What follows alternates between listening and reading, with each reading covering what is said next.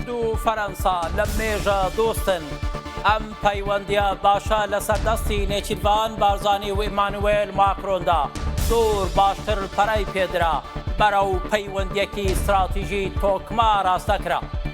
ئیمانوێل ماکرۆن سەرۆکە بەهێزەکەی فەرەنسا هیوایەکی زۆری بە توانای نێچیروان بارزانی هەیە، وەک دەوڵەت مەدارێکی حەکیم میانڕە و ئاشتی پارێز باوەڕی پێیەتی. کاتێ بە سەرۆکی هەرێمی کوردستان هەڵبژێدرا ماکرۆن نامەیەکی بۆ نێچیروان بارزانی نارد، دەڵێت دەست بەکاربوونتان قۆناغێکی گرنگە بۆ هەرێمی کوردستان و عێراق. فەرەنسا پشتگیری تەواو لەبەر پرسیارێتی تازەتانەکات. ئێستا نێچیروان بارزانی لە میوانداری ئیمانوێل ماکرۆن و کۆشکی ئەلیزەیە. هەردووکیان پەیوەندی مێژووی کوردستان و فەرەنسا گەرم و گوڕ و کۆنکرێتی دەکەن. فەرەنسا کە وڵاتێکی بەهێزە لە ئەنجومەنی ئاسایش محنەتی خەڵکی کوردستانی لە کۆچڕەودا خستە بەرچاوی وڵاتانی بڕیاردەری UN. پرۆژە بڕیاری پاراستنی کوردی پێشنیاز کرد. ئەنجومەنی ئاسایش لە 5 نیسانی 1991دا بڕیاری 688 دەرکرد و یەکەم جار لە هێڵی 36 عێراقدا پاراستنی نێودەوڵەتی بۆ کورد زامن کرا. لەو کاتەوە بەردەوام پەیوەندیەکان زیاتر و نزیکتر بوون. 2008 کونسڵخانەی فەرەنسا لە هەولێر کرایەوە. بێرنارد کۆشنێر و نێچیروان بارزانی قەردێلەی کونسڵخانەیان بڕی. ئەو کات کۆشنێر وەزیری دەرەوە و نێچیروان بارزانی سەرۆک وەزیرانی کوردستان بوو. کۆشنێر دۆستی گیانی بەگیانی و پشتەوانێکی سەرسەختی دۆزی کووردە. هاوکات دۆستی فرانسوا میتێران و دانیال میتێرانیش بوو. ساڵی 1989 لە کۆنفرانسی ئینستیتیوتی کورد لە پاریس بۆ چارەسەری کێشەی کورد کۆشنێر پێشنیازی دەستوەردانی مرۆیی کرد بۆ پاراستنی گەلان لە دەست چەوسانەوەی حکوومەتەکانیان. فڕۆکەی فەرەنسا، ئەمریکا و بەریتانیا لە بنکەی شەلیکەوە هێڵی 36یان دەپاراست. بەو شێوەیە هەرێمی کوردستان پارێزرا. لە 2005دا بووە قەوارەیەکی دانپێدانرا و لە دەستوری هەمیشەی عێراقدا. 3 ئابی 2014 دەست و پێی ڕەشی داعش گەیشتە باشووری کوردستان. لە ئایلولی 2014دا ڕاوێژکارە سەربازیەکانی فەرەنسا گەیشتە کوردستان بۆ ڕاهێنانی پێشمەرگە. بە درێژایی شەڕی داعش 17 فڕۆکەی جەنگی فەرەنسا لەگەڵ پێشمەرگە بردومانی چەکداری خەلافەتیان کرد. فەرماندەکانی پێشمەرگە بە جیهاز لەسەر خەت بوون. بە فڕۆکەوانە فەرەنسیەکانیان دەگوت لێدەبرام. ئێدی فڕۆکەوانەکان ژیرانە بەدڵ دەقیق لە چەکدار و پێگەی داعشیان ئەسرەوان تەفر و تونایان کردن. هێزی ئاسمانی فەرەنسا 1500 هێرشیان کرد. 80000 ڕۆکێتیان بەسەر داعشدا باران. تەنیا لە ساڵی 2016دا 360 ملیۆن یۆرۆی فەرەنسا لە شەڕی خەلافەتدا خەرج کرا. حکوومەتی پاریس بەڵێنی داوە 1 ملیار یۆرۆ بدا بۆ ئاوەدانکردنەوەی عێراق. لە میانی شەڕی داعشدا سەرۆکی فەرەنسا 5 جار لەگەڵ سەرۆک بارزانی کۆبەوە.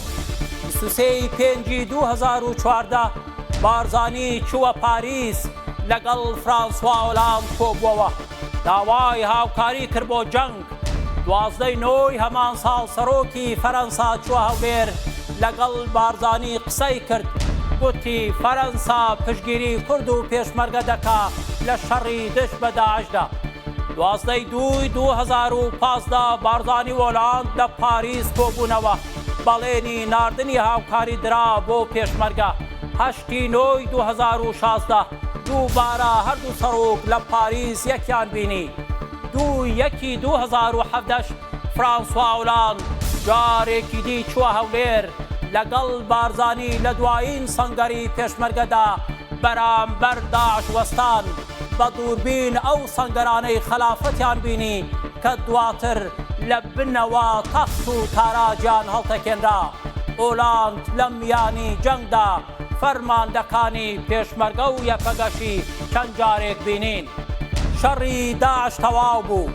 بەڵام لە بەرگێکی تازەدا بەڵایەکی دی بۆ کوردستان نازڵ بوو مڵ و زم و دژە کورد یەخەی کەرکووک و باشووری کوردستانیان گرت لەسەر دەنگدانی خەڵک بۆ گشتپرسی 16 ئۆکتۆبەر دروست کرا گەماڕۆی سیاسی و وابووری کرایە سەر هەرێمی کوردستان پاریس ڕۆڵی گەورەی هەبوو لە شکاندنی ئابلۆقەکە نێوەنگیری هەولێر و بەغدای کرد بە حەیدەر عەبادیان گوت بوەستە ستۆپ کەم هەڕەشە لە کوردستان بکە کوردستان لە ئەزمەیەکی خراپدا بوو نێچیروان بارزانی شانی دایە بەر گرفتاری و ڕۆژە ڕەشەکان لە 2017دا چووە کۆشکی ئەلیزێ ئیمانوێل ماکرۆن سەرۆکی فەرەنسا پێشوازی کرد لە کەناڵەکانی میدیاشدا بایەخی زۆری بەسەردانەکەی نیشاندا ئەوە سەرەتای کرانەوەی پەیوەندیە سیاسیەکانی هەرێمی کوردستان بوو لەگەڵ جیهاندا پاش ئەوە نێچیروان بارزانی لە هەولێر گوتی ئیمانوێل ماکرۆن دڵنیای کردوین ئەوەی پێی بکرێ دەیکا بۆ چارەسەری کێشەی هەولێر و بەغدا لە 4 چێوەی دەستووردا لە 2018دا حکوومەتی عەبادی لەژێر گوشاردا قەدەغەی گەشتە ئاسمانیەکانی فڕۆکەخانەی هەولێر و سلێمانی هەڵگرت ئیمانوێل ماکرۆن لە تویتێکدا گوتی پێشوازی لە هەڵگرتنی گەمارۆی سەر فڕۆکەخانەکان دەکەم فەرەنسا پشتیوانی حەیدەر عەبادی و نێچیروان بارزانی دەکات بۆ پتەوکردنی دیالۆگی نیشتیمانی لە وەڵامدا هەر بە تویت نێچیروان بارزانی گوتی بەشداری سەرۆک ماکرۆن لە هێورکردنەوەی گرجەکانی بەغدا و هەولێر بەرزدا نرخێنم بەهێزکردنی پەیوەندی و دۆستایەتی درێژخایەنی فەرەنسا و کوردستان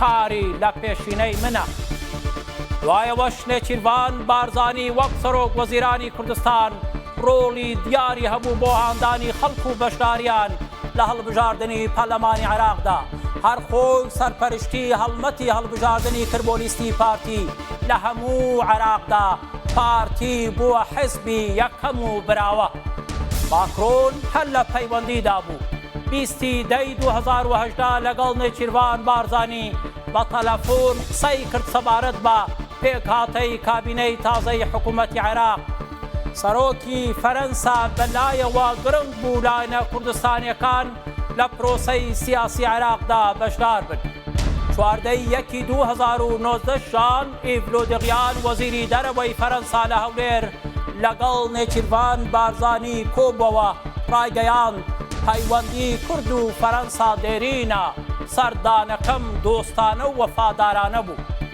13 حوزەیران دۆمینیک ماس کۆنسوڵی گشتی فەرەنسا بەدەستی نامەی سەرۆک ئیمانوێل ماکرۆنی گەیاندە نێچیروان بارزانی ماکرۆن پێی خۆشە نێچیروان بارزانی باڵاترین پۆستی لە کوردستان وەرگرتووە دەڵێ پیرۆزبایی گەرمتان لێ دەکەم کە بە سەرۆکی هەرێمی کوردستان هەڵبژێدران ئومێدی سەرکەوتنی تەواوتان بۆ دەکەم دەست بەکاربوونتان قۆناغێکی گرنگە بۆ هەرێمی کوردستان و هەموو عێراق ماکرۆن بۆ نێچیروان بارزانی نووسیوە دڵنیام ئەزموونی ئێوە لە بەرپرسیارەتی و دەوڵەتمەداریدا یارمەتی دەرە بۆ بەجێگەیاندنی ئەم ئەرکەنوێیەتان کە فەرەنسا پشتگیری تەواوی لێ دەکات.